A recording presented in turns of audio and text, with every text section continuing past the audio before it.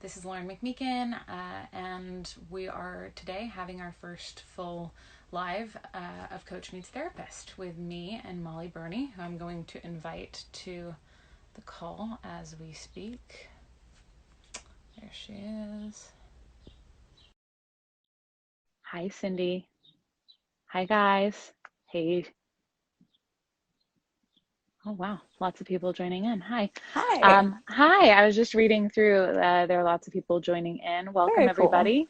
My setup Um, is very precarious. By the way, I'm waiting for my phone to just maybe slam face down and just let you all know that It'll be this exciting. is this is a work in progress and there are cats roaming around. So I cannot be I'm held excited. accountable for the whole situation. I hope the cats show up. I really do. They may make an appearance. Indeed. Indeed. So just a quick reintroduction.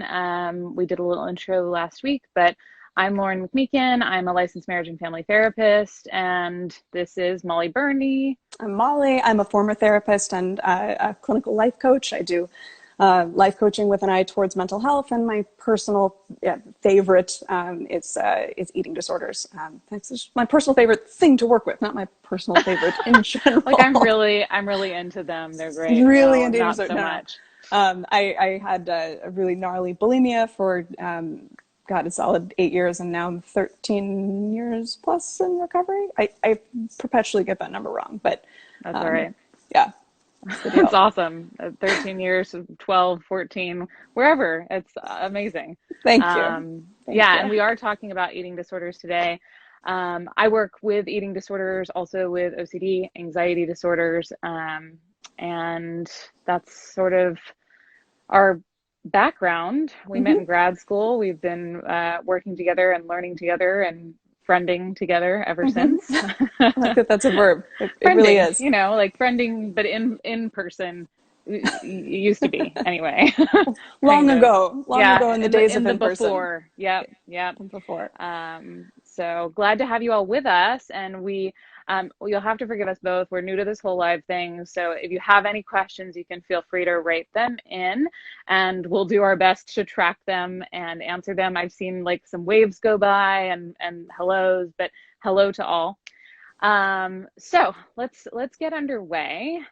We thought we'd start a little bit with an overview of treatment of eating disorders, but one question that we did get was sort of where do we begin, which is, I guess, a good place to begin. Sure. Do you want to take it away? And we're really looking at from a therapeutic perspective versus a coaching perspective, because although we have the same clinical foundation, the kind of conversations that I'm pursuing with clients are a little bit different than the kinds of conversations that you're looking at from a therapeutic basis. Yeah, absolutely.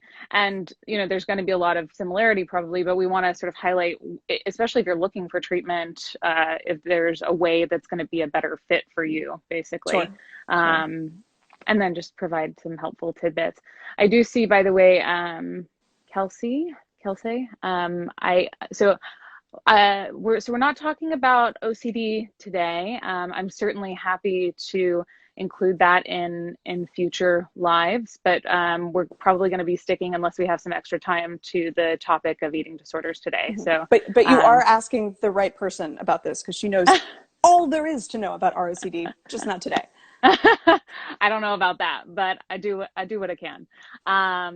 So Okay, so in terms of starting. beginning, you're talking about beginning treatment for eating disorders from a coaching perspective. Yep, somebody comes to you and they're struggling with, do you want to take a specific eating disorder just as a Well, starting I'm place? thinking before I even think of like, well, what specifically, what disorder? I'm thinking of like, what kind of client can I work with, and what kind of client do I need to refer out? And so, if a client is medically compromised, or if someone's in a stage of like, I'm not really sure, I want to get better with this, I'm suffering with it, but oftentimes then that's a conversation I need to refer to a therapist or a treatment center. The Mm, kinds of clients that I am a good fit for in terms of working with disordered eating and patterns around food or chronic dieting or compulsive exercise, they're usually people who are really game for the conversation. They're really ready. And in fact, often people who have been through treatment before. I had multiple stints in treatment myself, as many great clinicians have. And so a lot of what I'm looking to support my clients with is really practical, actionable, and directive steps in terms of let's notice the thoughts. Let's identify what you're going to be able to be able to avoid engaging in that thought in that particular moment, either detaching from the thought or having the thought without engaging in the action that follows. So just Right. broadly speaking, that's the first conversation I want to have, is an understanding of what are you willing to do here? What are you looking for? And that's so important. We were having a conversation just the other day about this, that I think so much of it hinges on where the person is in terms of willingness, right? And Mm-hmm. where they're, what steps they're willing to take. And we were both chatting about the importance of meeting people where they're at. Mm-hmm. And so, you know, if somebody comes in and they're not willing to, for instance, stop purging, or they're not willing to eat, you know, uh, probably enough, whatever that means in any given day, Mm-hmm. um, that, you know, we might look at what baby steps we can make Sure. toward that. And because it's not all or none, right? Right, right. And I I see that. Oh, go ahead. got, I often get this question of like, or it's not even a question, but a client who will say something like, I can't keep doing this. I absolutely can't keep doing this. And again, this is a coaching intervention, not a therapeutic intervention. And I mean this with complete love and respect. My response is often, oh, yes, you absolutely can. You have consistently done it previously. This is, I mean, it may not be the life you want, but that it is seemingly sustainable for you. So this idea of this, of desperation being the cutting point, Right. and this is what's so heartbreaking, is that desperation is often not enough to surrender disordered behavior, whether we're talking about binging or purging or restricting or compulsive dieting. Yeah. That this really requires, like, in order for something to change, something has to become more important than something else. Well, that's the thing too, is like the sort of internal motivating factor, right? And I Right. think so often people come in and they're like, well, I know I should want to eat more. I should want to gain weight. I should want to stop purging. And oftentimes the conversation that I'll have with people is, well, let's put shoulds aside. Like, Mm-hmm. there's obviously part of you, there's ambivalence with most eating disorders that wants to stay on the trajectory that you're on. Right. And Right. then there's this other part of you that wants change. We've obviously given the microphone a lot to this part that doesn't want change. What about the part that does? Like, what of you actually want, like, what do you want out of recovery? Why would you want to recover? Because Got if you're it. not personally motivated, right? Like, you're not, that's not going to be enough to sustain you through some of the more challenging moments of tolerating discomfort. Sure. And So you're looking at the ambivalence of both sides, and you're saying, look, the part that doesn't want to get well has had the mic for an awfully long time. Hand the right. mic to the part that does want to get well. Can we hear a little bit more about that? And you're asking them to give that voice. Yeah, so we're seeing here, hi, Jackie, Hey, Jackie. that that's the hardest part. Why is my health not enough for me to stop? Well, I mean, do you want to No, no, start? no. I Please know I've been go with chatting this. away. Um, so I think that it it is, but that there has to, like,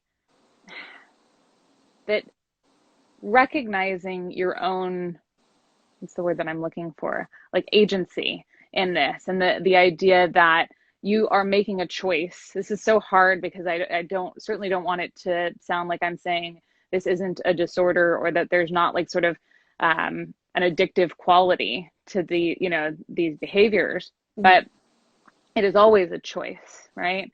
And so I don't know if health is enough for you in your mind. Maybe it is, maybe it isn't. For some people, it is. I think it's, honestly, in my experience, it has to be like a bunch of things usually, because the Sure. payoff is often so great for the person.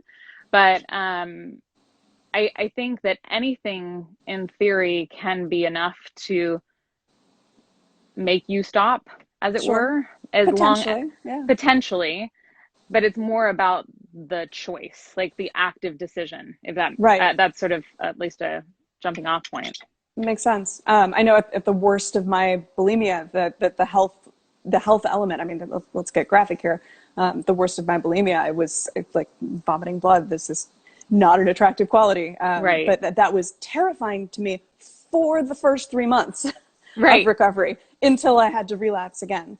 So what I really identify with the experience of the health not being enough, I think, I mean, it makes sense that health isn't enough. This is why, and this is not to draw eating disorders too closely to addiction and say like addicts who relapse often, or sorry, addicts who are having overdoses often end up relapsing again. That the fear is not a motivating factor. So, and Right. our relationship to health is often about our relationship to fear rather than our relationship to inventing health or creating new levels of health. That's And such a beautiful way of putting it. I think, and it really sort of highlights what I think I was trying to say, but sort of fumbled is that like it's not, it can't be, I don't think, like it can't all be from a place of fear, right? It has to sure. be from that place of like, what is it that I want? Sorry, I think I Mm-hmm. interrupted you though. Well, I think the idea of like taking health and going, rather than taking a look at that I'm using this disease to worsen my health, or this is killing me, or this, I can't keep doing this, to make it really a matter of reframing towards, okay, so what do you want to commit to? Yes. But what is the life that you're looking to build? What are the elements that you want to put in place that are worth putting down the food or the bulimic behavior or the restriction or whatever it happens to be? And to really begin to illustrate that as clearly as possible, and then to deal with all of the pathology that gets in the way of having a sense that that might be possible. Because Yeah. I don't know about you, but certainly when I'm in varying stages of either depression, anxiety, or even like vague flirtations with relapse and disorder thinking, I can certainly get in a place of like, yeah, but that's not possible. Whatever the hopeful future is that I'm Right. painting, or whatever. Yeah, It's a mirage, right? Like it's exactly. something that you're constantly going to be reaching after.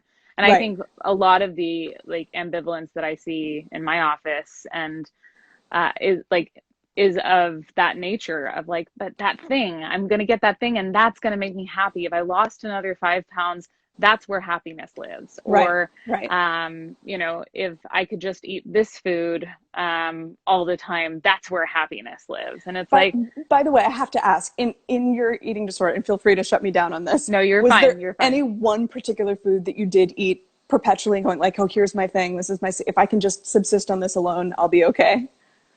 Do you know? No. I think that I just to own it openly, by the way. So I don't like one of the differences between coaching and therapy is that I'm going to talk less about my own personal experience just because of ethics and boundaries and all of that, And which I will talk ad nauseum about my personal well, experience. which is great because you know, Molly's bound by like a different code of ethics and that's like well within what is appropriate.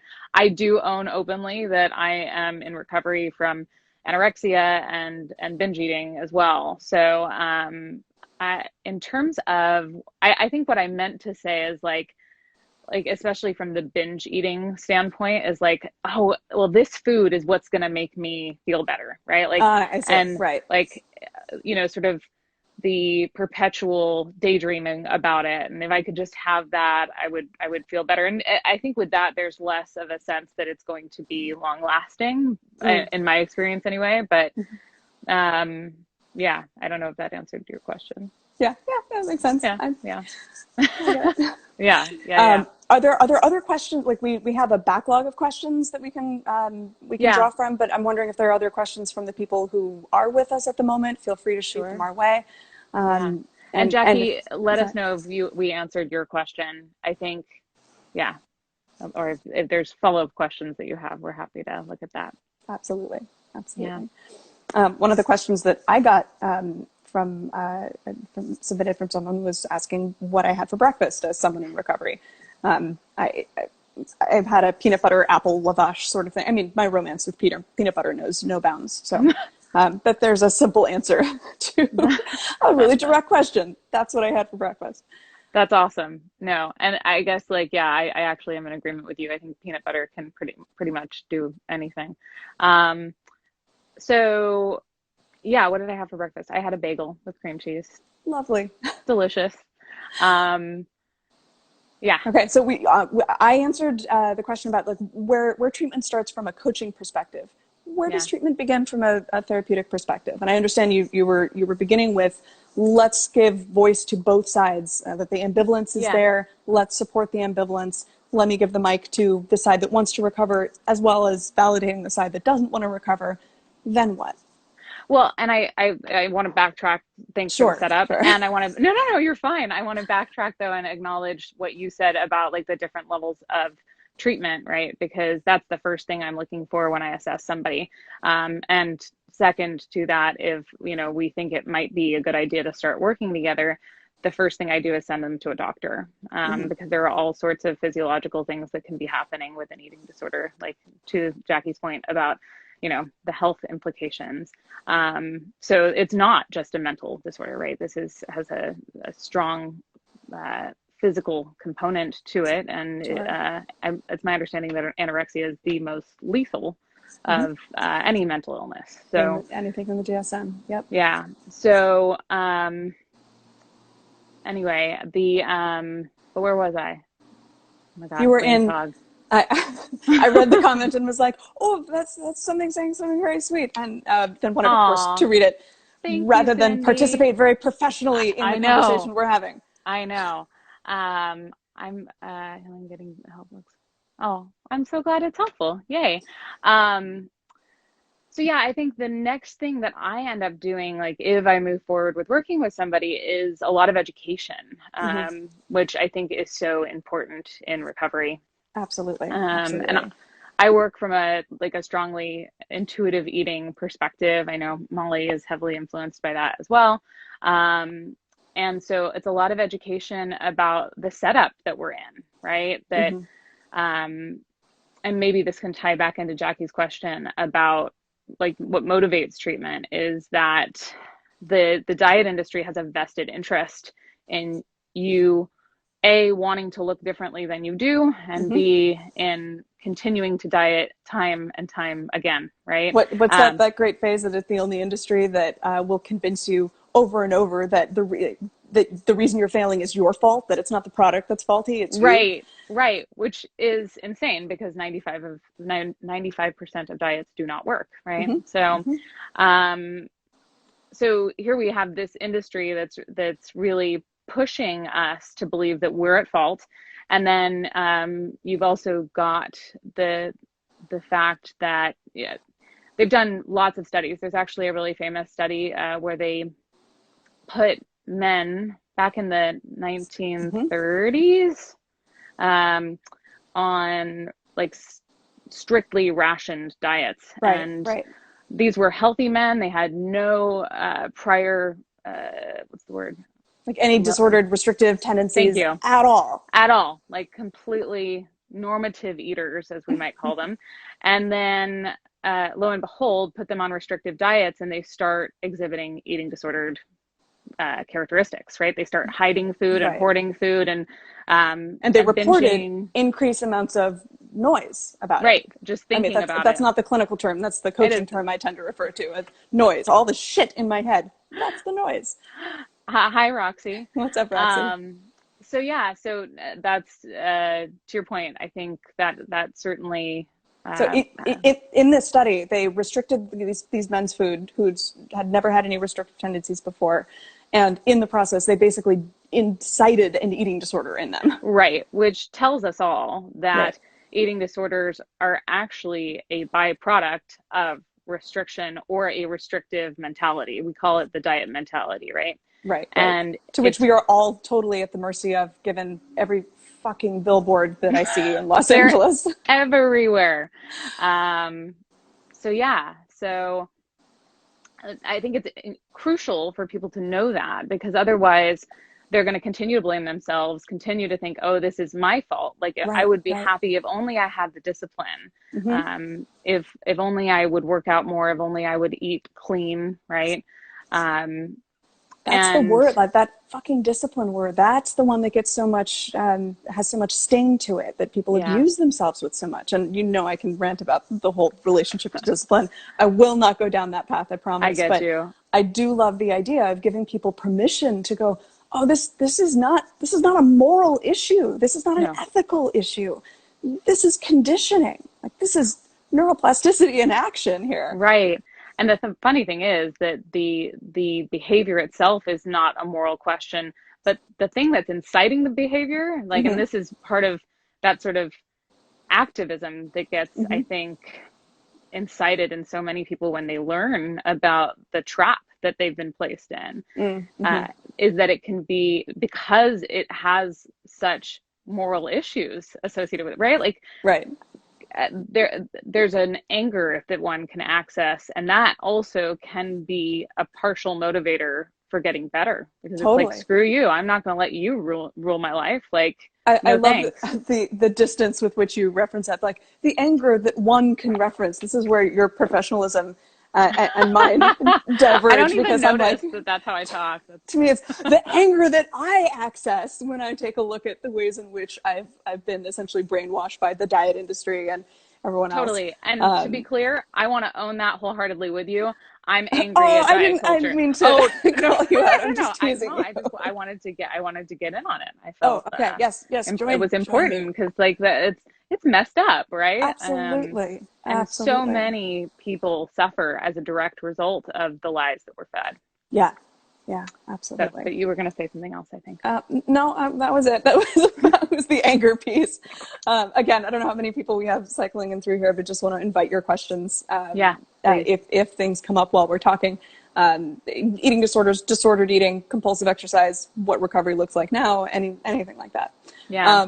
What So we're education was right, like right. where we That's where kind you of go. were leaving off or left off, is that that's where I start, is educating people, and then, talking about the types of thinking that get Right. us into trouble.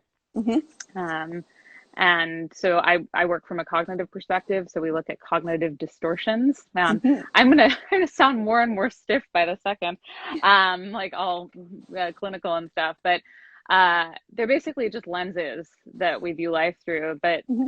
they're inherently kind of suspicious, right? And Mm-hmm. so we want to start to look at whether or not our thinking patterns fall into these faulty categories, like all or none thinking, or catastrophizing, or So throw out mind some reading. examples of like of some suspicious thoughts, or thoughts of which we should be suspicious. I mean, I know for me, and this is like the recent Instagram post of like, it's time for me to be suspicious when anxiety seems, or excuse me, pancakes seem like a solution to anxiety. That's Right, a thought of which I need to go, hold on, right, I might want to be skeptical about this. This might not be a data point that's based in anything other than emotional reasoning, for example. right, So, exactly. other similar thoughts of which we should be suspicious that would fall under the category of eating disordered cognitive distortions would be, Yeah. sorry, long So setup. no, I love it. Thank you for the setups. All or none thinking is something that I see that pervades pretty much every eating disorder, and probably is part of the setup, right? Sure. So, And a what would that lot sound of, like? like, oh, well, I've already eaten something bad today, Right. like off limits food. So the day's already, like, screwed, might as Fucked. well. Oh, Fucked. sorry, Yep. excuse me. Yeah. No. Went Look over at the me getting caloric all allotment. bashful. Yeah, like, I've already fucked up, so I might as well just keep eating garbage, right? Got Like, it. Got it. the So that's that the cognitive idea. distortion of complete black and white thinking. Totally. There's no ability to see a spectrum and a sense of like, oh, this could get worse if I Right. actually keep going. Right. It is as if that there is no further issue that's going to be caused, and that Right. happens, pardon me, with overeating. It happens with binging. It Mm-hmm. happens with restricting to some degree. I think, certainly the all or none thinking related to like overeating sort of sets up that overeat undereat Sure. dichotomy, which I Sure. think happens for people both who meet criteria for binge eating disorder, and for people who meet criteria for anorexia I've or seen anything. those who And are like struggling to restore weight, going, well, I already restricted one meal. Fuck it. I'm going to restrict the rest of them. yes, Yeah, that this bleeds into all sorts of expressions of disordered eating. yeah, Totally. absolutely. um, I think catastrophizing is a big one too, right? Mm-hmm. Because I think there are so many cultural expectations, words, I believe in you. cultural expectations around what we should look like, right? And Mm-hmm. so there's this sense of, if I gain weight, well, then I'm going to be hideous, and I'm Right. going to be disgusting, and people are you know, never going to love me, right? Mm-hmm. These Mm-hmm. sort of catastrophic ideas. And again, very few things in life are actual catastrophes, right? Right. It's not to say that they don't happen, but if you see them popping up in your thinking with some regularity, you want to be like, wait, hold on, what? Right? Right. Like do a double take, like one of those cartoon double takes where it's like, right? Right. Like, Now, um, I've heard you like do some really interesting turns with clients before, where when you catch that catastrophizing, especially around the body image stuff, like if I gain weight, then no one's going to love me. You do this interesting turn with your clients where you point out that, hey, this is not actually in alignment with your value system. Talk about that, because I think it's fucking yeah. genius. Well, thanks. And I feel like I'm doing a lot of talking and I want to like definitely get it back to you at some point here in the near future. Maybe we can bandy about these because I know values Sorry, is yes, something this sounds like I'm interviewing you here. no, it's not. Hey, you know me, I can talk for You're kind of a big deal. What are we gonna say? I'm not. um, but so values are a really critical part of eating disorder recovery Sure. in my experience because we're so pummeled by these sort of external values that are Mm-hmm. placed on us by society around what's important. And one of the primary ones is how you look, right? Sure. And so when I start working with somebody, one of the first things I want to do is flesh out, well, is this actually important to you? So you're looking to determine, like, does the client's value system actually align with the value The system that they're behaviors, right, right, right? And the value system that's being sort of on a loudspeaker in your head, right? right, right. Absolutely, absolutely. So to consider what's actually important to me. You know, on my deathbed, what will I be thinking about how many calories I ate or how much I weighed, or will I be thinking about the relationships that I cultivated and the love that I gave and the love that I Sure. received, right? And I think oftentimes it's helpful to consider this through the lens of what would you tell somebody else about their weight, Mm-hmm. right? And Mm-hmm. I don't think I've met anyone who's like, oh, I would tell them that you really need to purge in order to be Right. worthwhile, right? This is where I love playing with this idea of perfectionism in clients and getting to call out. And I use this term not diagnostically, but playfully. But I get to call out their narcissism in that way. Hold on. Is this a standard that only applies to you and everyone else is exempt because they can't, because they shouldn't have to, because why are you the only one for whom this is applicable? And Totally. really getting to play with that. And obviously, this is not, I don't say that to actual narcissists, but it's an No, effective intervention to make them take a look at, why is this a standard I'm continuing to uphold for myself? If it's A, not in alignment with my own values, and B, nobody else is accountable for this bullshit, but I'm willing right. to hold myself hostage.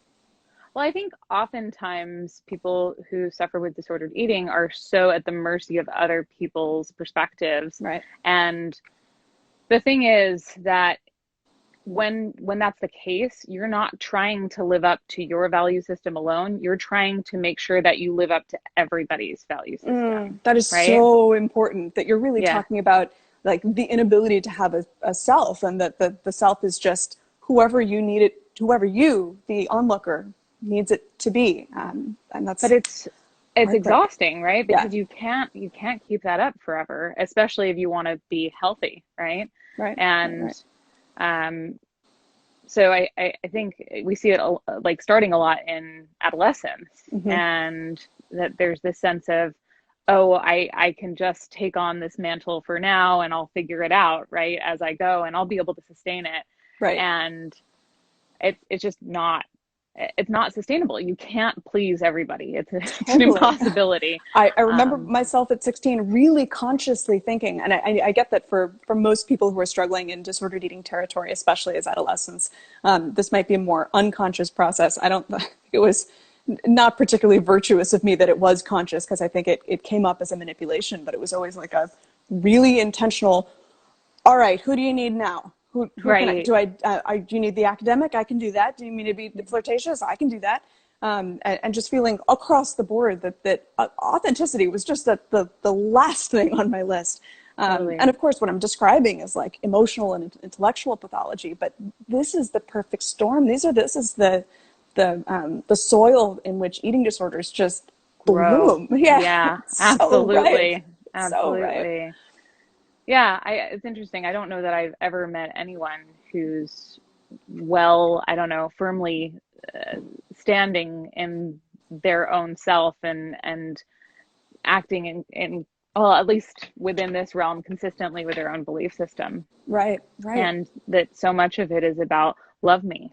Like I need to get I need you to love me so I like feel love because Right. I Incapable. I'm incapable. yeah, Yeah. absolutely. Yeah. Absolutely. Sorry, I've derailed us from treatment a little bit. No, no. Go ahead. Tell Oh, me who you tell me need to more. tell us more about it. Oh, okay, wait, hold on. That was like Oh, someone oh, just I can identifying the. scroll. Oh my God. You can science, man. Did you know that you I, can scroll through the of comments? course I didn't. Of course not. I'm just discovering this the I same know. time you Well, are. I feel like because some people commented earlier and then I missed them. I probably they're already gone. Sorry if I missed you. Um, so yes, Rochelle was saying, "Tell me who you need me to be." Yep, Yep, exactly. Is that exactly. yeah, That's it. That's the mantra. And more about intuitive eating. That's like yeah. pulling your string, girl. Go. You go too. Come on, I've been chattering away. So we got lots of principles with intuitive eating. It's all predicated on Sure, sure. this idea that we're in a setup, but The macro message is that, hey, you can trust your body. Your body's hmm actually going to give you all the information that you need in order to make the decision about what to eat, when to stop eating, how much it yes, wants to move, how much it doesn't want to move. And granted, like for me personally, intuitive eating was the foundation of my recovery, but that doesn't mean that I was approaching it perfectly or still approach it perfect. Like that, there's still noise that is creeping in and has an opinion about how. Like I intuitively ate a cheeseburger, and should there be some a little bit more activity following that? Like that noise is still going to be yeah, there. But if yeah, I'm actually allowing myself to trust that my body knows what to do with those calories, knows how to metabolize them, knows how to use them, and knows how not to allow me to hurt myself with them, meaning it's not going to incite further cravings because that craving has been satiated, right, then I can actually take the cues that it's giving me.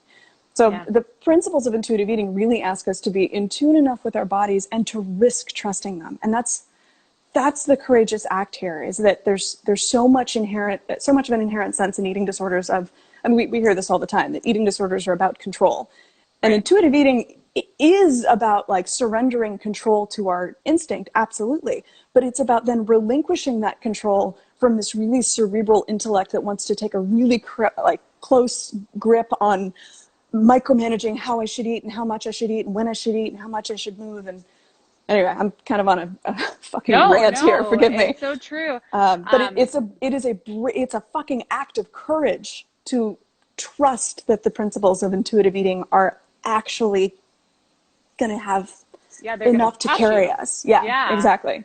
yeah, and I think that the act of trust is really critical here, right? It's not like sort of this cerebral trust. And if I can go back to sort of cognitive restructuring and cognitive distortions, right? The Yes, by idea all means. isn't, no, I just think it ties in beautifully to what you're saying, which like, it's not that we're going to feel differently. It's not that Right. we're not going to have those thoughts, like noticing them, considering alternative thoughts, which I didn't walk through all of cognitive restructuring, but I'm sure we'll talk about it at some point. Um, but that looking at them, considering what kind of distortion is going on, and coming up with alternatives isn't intended necessarily to change how you feel about the thoughts Right, or right, absolutely. how often they come up. I Right, think there's this common misconception that like if you just like go through your thoughts and you correct them, then now you're gonna just have better thoughts, and that right. I've That's never the seen that like happen. that's the waiting to feel empowered with courage so we can take action when like that no that like courage is a tiny spark that we then have to. I was just saying this to someone earlier. I think it's actually somewhere on my feed, but that courage is this spark that it's our job to feed then, Right, to be right. able to remind ourselves why we want to get healthy and why we want to follow an intuitive eating pattern and why it's worth taking the risk to trust that intuitive eating knows what the fuck it's talking about. Yeah, But if we're waiting to feel ready and we're waiting to have no thoughts and waiting to feel completely on board with this process, it's going to be a while because that's not the order forever, of right? operations. Yeah. Yeah, no, it's most certainly isn't.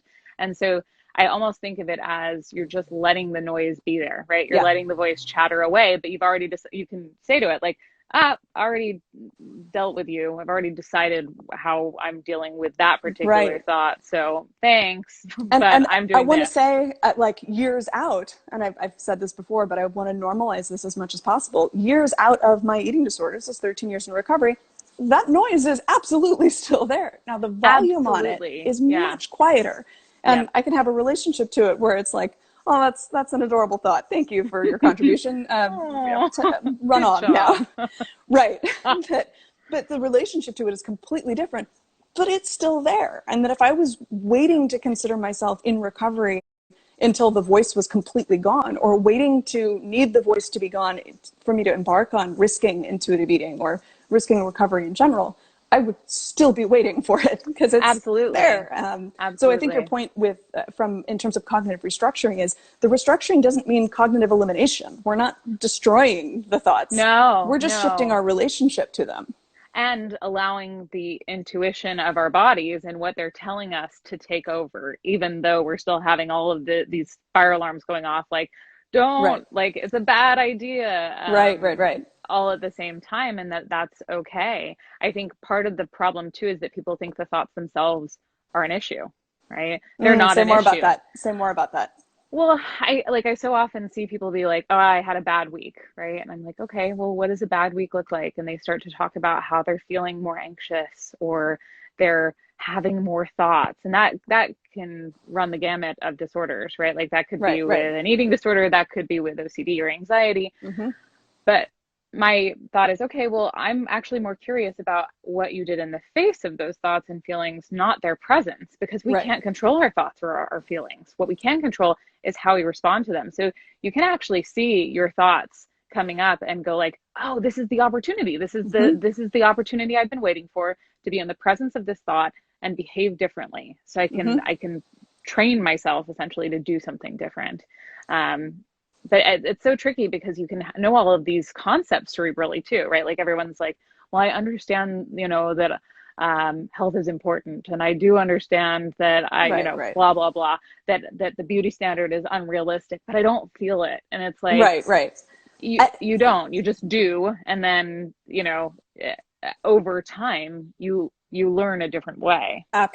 Absolutely. And that's why from a coaching perspective, why I hammer so hard on courage and this idea Mm, of this isn't just about the intellectual understanding of the breakdown. This isn't about being able to make the argument for why the thought is wrong. In some respects, this is about just trust the part of yourself that made the decision in the first place to not binge or to not purge or whatever. yeah, And then you have to take the risk of actually feeling the feelings that come up when you're not engaging with that stuff. But this yeah. is not a logical process of like, let me run through my belief systems just one moment before I inhale 17 Twinkies. That's Right. my personal history here. I'm certainly not mocking Good anyone. for you. It's just like all out there. But yeah, that this is not a matter of logic. And I think one of the things that gets misconstrued about CBT is because it is so very cognitive, because it is so logic focused, and you're really kind of going down the rabbit hole and following these thoughts and being able to eliminate the cognitive distortions, that somehow actually intervening on the behavior is also a logical moment. Right. And But it's it's not. not. It's gonna feel like you're doing the absolute wrong thing. You're being totally irresponsible. Right, You're gonna right. hate yourself later, right? Like that these are the feelings that you sort of have to grapple with in the pursuit of Absolutely. taking action that's aligned with what it makes sense to do. Mm-hmm. I think I often think of, and this is not traditional cognitive therapy, but like I think of cognitive therapy Ooh, get as a non-traditional. Get out non-traditional. there. um, and non-traditional cognitive therapy, like the idea that it's a bridge to mindfulness, Oh, right? you're It's such an outlaw. I can't believe it. I know. I'm crazy. Okay, so What will CBT she as a think of bridge to next? mindfulness. Yeah, so the idea that the cognitive work isn't enough, right? Uh-huh. Like once you've sort of thought your way through it, then you have to take the action, and oftentimes the action looks like noticing thinking without engaging in the act of thinking. So actually, let me Mm-hmm. rephrase that: noticing thoughts without engaging in the act of thinking. Okay. Um, and speaking of cerebral, I think that that's probably getting pretty cerebral, but let me, like, maybe So I you're can talking about like, contextualize. here's the eating disorder thought, and here's the belief about the eating disorder thought, and you're asking us to have the distort or the distance from the eating disorder thought, and then the mindfulness as well. I'm not suggesting that it's too much. I'm saying it's like, of course, But it is a and lot, it's I think. super in depth. But it's not a bridge too far to say that like mindfulness and CBT are essentially the same concept, especially if we're looking at behavioral intervention in this way. Like, absolutely, Well, and I think absolutely. mindfulness is, in fact, weirdly enough, a behavioral intervention. Whoa. Okay, we're getting too geeked out. But what that means in practice is, especially because one of the symptoms of eating disorders, we think of eating disorder symptoms as all visible, right? Like Mm-hmm. I'm overeating, and then I'm purging, I'm undereating. But so much of the behavior related to eating disorders happens in here, Mm-hmm. right? Mm-hmm. It's a mental behavior, it's rumination. That's an active process, right? Right. Where you're like, well, if I eat this much, then I'm going to feel this way. And do Mm-hmm. I want to feel that way? And well, maybe if I run after that, right? Like all of the trying to manage and It's control. rearranging the chess pieces. So it's, Right. well, so this looks good. Yep, yep. All right, Yep. that'll be just fine. No And anxiety now until yeah, the I'm next gonna I'm gonna feeling. make sure there's no anxiety whatsoever. And the reality is that one of the most important interventions from my perspective, one of the most time consuming parts of this process Mm-hmm. is that you're constantly spinning about this stuff. And so Mm. if you learn how to, and this is where mindfulness meditation is so important, to identify the thought and go, oh, there's a thought, and then move back into the stream of your day, Mm. right? Mm-hmm. Then that is a behavioral intervention. You are dropping the act of thinking. It's Right, right, no different from turning around when you're about ready to binge, right? Like you're right. pivoting away from the countertop or whatever. Or dealing Um, with the body image. Like, here's me again, walking by any reflective surface, having a particular. I'm also 38 weeks pregnant, so this is for those of you watching. Like, this is why the body image stuff happens to be a little loud for me. But having a moment of opinion about it and deciding that that opinion means something or that right. that's important, and feeling compelled to go down that rabbit hole rather than, oh, I can disengage from this. This is as unimportant as the thought I had about, like, damn, my Whether or cat is not annoying they're, right now. yeah, yeah. There's that little nutrition in it, in the thought. It needs nothing from me, and that it requires letting it go, and that's it. So that's really what you're suggesting here. Yeah, yeah, absolutely. I By like the it. way, I've seen some extra people join. If anyone else has any questions about what we're talking about eating disorder treatment. And if you didn't catch the beginning of this, we are going to be posting it to our YouTube, which is Coach Meets Therapist. Mm-hmm. And the link will be in my bio at the end of this, and also I'm sure in Molly's. Mm-hmm. So, And um, whoever had asked about intuitive eating before, I know we kind yes, of broadly went there. Let us know if you have a more specific question we can tackle in regards to that, because it's easy to kind of cover broadly, but if you have, like, holes that we can fill in, let us know. and I do want to address something about intuitive eating. Maybe we can sort of riff off of each other on this. Is one of the things that I think is so different about it is that it prioritizes back to this sort of internal motivation, right? Mm-hmm. What feels good. So the satisfaction factor is so much a part of this model. And like really, and this is a very mindfulness based approach as well, like savoring the experience of eating Mm-hmm. and of cooking and of choosing food, right? That it's strange because so much of disordered eating includes a lot of obsession around food, and that's certainly not what I'm advocating for. Right. No, you're But talking about to, really being present in the sensual experience of yes, engaging with food in many different forms, and that exactly. intuitive eating and really being present and enjoying this requires our mindfulness in this process.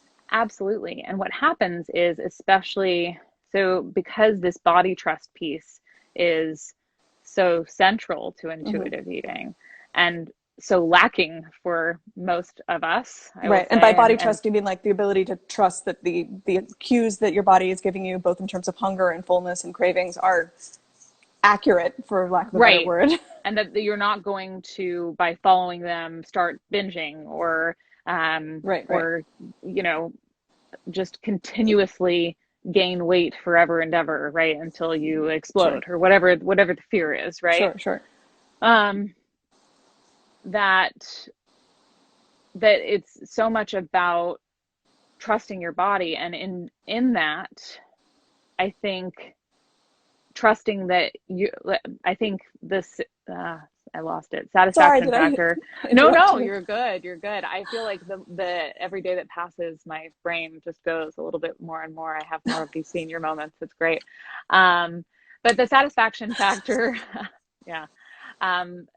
When you're focused on getting the most enjoyment Hmm. out of an experience, what's interesting and what ends up happening is that you generally don't want to overeat, because mindfully overeating is a really an unpleasant experience, right? That's the concern that I often get from clients who are struggling with binge eating, with intuitive eating, is like, well, hold on a second, I can't trust my instinct to binge, or I can't, excuse me, can't trust my instinct to eat what I want to eat, because if I eat what I want to eat, it's going to be all the Cinnamon Toast Crunch in West Los Angeles. But Right. that's me. That's what I want to eat.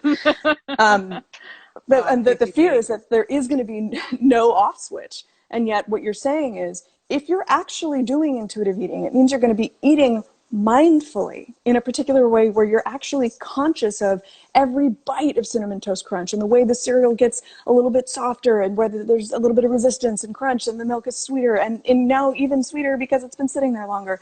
And that if you're actually being faithful to the mindfulness process, you're not going to want the 15 bowls that you started off craving. I'm not going to I want the 15 bowls that I started off craving. And yet well, that and has what's to be played out. Like when I was in early recovery, and I was actually the structure of my early recovery was Overeaters Anonymous, but I used intuitive eating as the meal plan itself, meaning looking to trust my body. And I was working with a dietitian who supported that. I had to go fuck it up several times. I had to go risk it and do these exposures with donuts and cereal and various foods that I thought, no, this time I'm really going to overeat, and watch myself go into mindlessness, and overeat a little bit. I had to risk that. But I yeah, was also able to own, oh wait, like this actually stopped being an intuitive process 10 minutes in or 5 minutes in or whatever. And totally. therefore, Well, like, go ahead. Sorry. oh, I was That's the just other gonna choice. no, I was just gonna say that like the even if you're not mindfully eating the entire meal, if there Mm-hmm. are like injections of mindfulness, and Sure. when you recognize like, oh, I'm physically uncomfortable, and if you learn that after eating a certain amount, you're like, oh, this doesn't feel good, Right. that because we're basing this on what serves you, Right. right? Like Right. what's gonna best like is we're taking all of the good bad out of food, and maybe that's Absolutely. challenging the food police is one of the intuitive eating principles, right? It's very aligned with cognitive restructuring, Mm-hmm. um, and this idea that, well, I shouldn't eat that because it's bad. If all of that's off the table, it's just what's going to feel good, Right. what's going to Right. satisfy you in this moment, And right? that's so very changeable. That there are days for me that having two or three pieces of cake is going to be worth it to me. And then there are days where having any cake is not going to feel particularly worth it or interesting to me. That's not the intuitive choice to make, but that's Right. constantly in flux and an organic process, which requires I think you said like a moment of mindfulness, or it Yeah. requires our consistent check-in in that process to see what's true now, like in any particular moment, what's true about my relationship to this meal or this particular item of food and my body.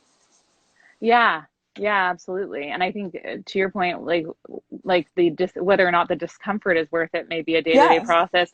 And also cake, like it's, or whatever the thing is going to feel differently in my body on a day-to-day basis. So some days absolutely. I Yeah. have two pieces and I feel just fine, right? Right. And some Right. days I have a quarter of a piece and I'm like, whoa, that's not sitting well for some reason. Right. Um, but I don't not eat the cake because it's a moral issue. I do or don't eat the cake based on what's going to best serve both my physical feelings, Right. as well as my satisfaction over time, right? It's not all Hmm. about taste buds. It's, Hmm. certainly taste buds are a part of it, but Well, um, you're venturing into territory that I think actually can be a little bit, I don't know if dangerous is the right word ooh, or dangerous. not, but when we talk about like healthful eating and recovery and more healthful choices and the role of more healthful food in intuitive eating, that's exclusively about being intuitive about how your body feels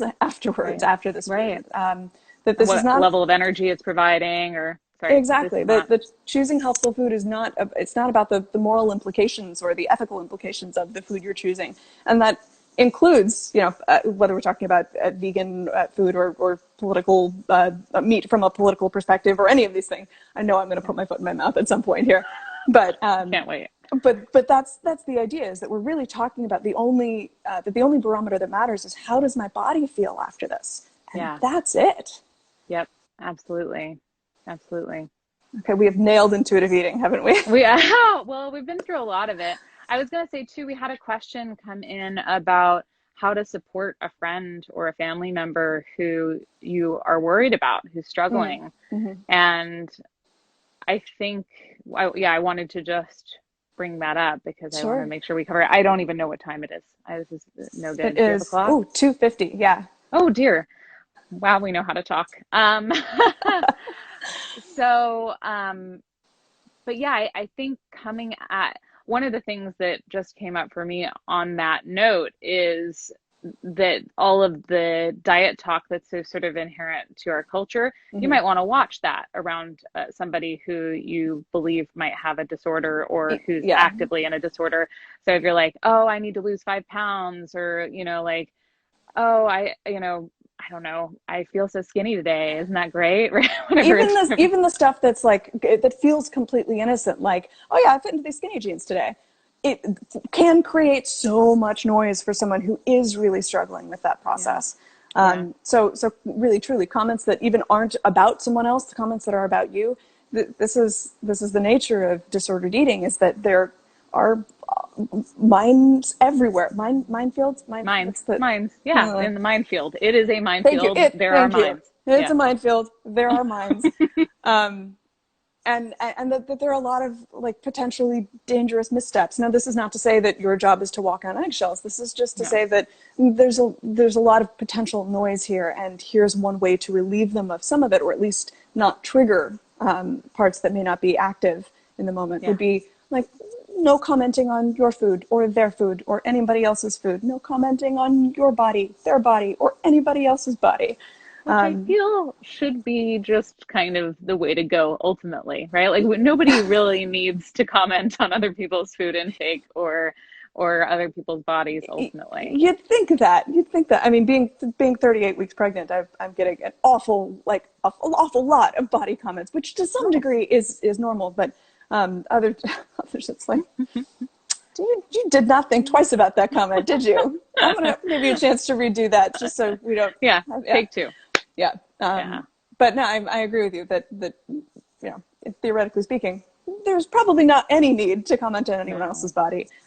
Although I have been known to go up to girls at the gym that are like lifting with me and just be like, "Your shoulders are beautiful. You have clearly worked so hard." Yeah. But that's my own thing. That's your It history in is. bodybuilding and boxing. Speaking of outing you, Thank you. you actually have a great article on just that topic. So Thank I'm you. just Yeah, gonna it's throw called. that out there. Thank you. It's called "Things I Learned Getting Punched in the Face and Why It Took Me So Long to Stop." Yeah, You can find the link in my bio. Dude, yeah, thanks for yeah. Well, no, highly talking recommended. me up. It's a great article. Thank Um, you. so So, back to the question. I think also, you know, with regard to everything we've talked about thus far, it has to be their choice, mhm, and so really not making their disorder an ethical issue either, I right? like Like that. Yeah. trying to be accepting and non-judgmental of like, I want to meet you where you are, right? Hmm. And whether that's through like an open discussion of like, do you need any support when they've been clear about it, but also this is tricky, right? Not making assumptions about people having eating disorders, right? Because there are a Sure. lot of people out there who, are very, very, very thin, but it's got nothing to do with disordered eating. And likewise, on the other end of the spectrum, who, are curvier or plus sized or, all of that, and who aren't overeating or binging. Or So even beyond that, like anything in the DSM is only diagnosable if the person's actually suffering with this stuff. So bingo. let's say someone does have a tendency to overeat, but it doesn't bother them, not a problem, not Yeah. diagnosable, Nope. not an eating disorder. Exactly. Exactly. So, but to just try to support someone in whatever way they're bringing forward. You obviously, like with any relationship, Mm-hmm. if the context of the relationship is close enough, you can say, I'm concerned about you, or, I've noticed things in your behavior, and I just want to make sure you're okay, Right, right? right. But you have to be careful about that as well, right? Absolutely, Yeah. absolutely. Because Damn, girl. sometimes, I was just So, going to say, sometimes people can see it as like a compliment even, right? And it oh, can drive exactly. them Yeah, and that further can into the, perpetuate yeah, for sure, for sure. yeah, yeah, I'm so yeah. sensitive to time here for no good reason at all. But I realize we have 5 minutes left. Does anyone who's currently with us have any pressing questions, have any last please, minute please, questions, things you want to know about either disordered eating or Lauren as a therapist or myself or as a Molly coach as a or coach. us in recovery from disordered eating, anything like that, feel free to. All right. And I'm just going to throw it out there too, because we're planning on making this a semi-regular thing, I think, Yeah. hopefully, Mm-hmm. is that if you guys have any topics that you're interested in being Mm-hmm. covered, obviously we're not experts in all topics, so we can't That cover doesn't everything. always stop us from talking about them, though. We'll pontificate, but probably Right. not on a public platform Thank you. where our status as like coach and therapist will somehow interfere with people's, they'll Sure. take it too seriously. Anyway, But words. if there are topics you either would like to hear about or want coaching on or would like to hear us riff on for an hour, Yeah, yeah, absolutely, absolutely. yeah, feel free to We message us or post or whatever. This is the all things, this is all yeah. so fast paced for me. I'm just a dinosaur. I feel increasingly like a dinosaur too with all of the technology. Um, so yeah, and I think one thing I just like to say too, since we have like a small platform, is that if you find yourself struggling and you need help, please reach out. This is so prevalent. It's Hmm. unfortunate, but it's true. I mean, I think to some greater or lesser extent, most people, well, everyone's going to have body noise, right? Because we Right, all have right. bodies. Maybe not everyone, but a lot of But people. it really is, there's quite a range. Like a lot of the clients that I work with, they don't have eating disorders. They have disordered eating or Right. noise around body image, or they just, too much obsession around food to the point where it holds them hostage. Or, Totally. yeah, the idea is that if it takes up more real estate in your brain than you'd like it to, then yeah, then this is something that's absolutely workable. So feel free to reach out to either of us. We can connect you either with referrals in the area or with us or Yeah. Yeah, yeah. But absolutely. this is stuff that their recovery is completely possible here. This is Absolutely. accessible. There is freedom to be found from this stuff. Granted, in varying degrees, because our relationship to some of this noise is permanent. It's just about shifting that relationship. But But please I can reach out if say, you're. Go ahead. yeah, I was just going to say, I can say that from my own personal experience, I would say, I don't want to speak for you, but probably yours too, that the what is available to us Mm-hmm. and the reduction in noise, the change in our relationship to the noise is life Absolutely. altering, right? The Absolutely. reason I do this work, the reason I think you do this work is because, of our own experiences, at least in part, and our desire to spread the good word, as it Sure.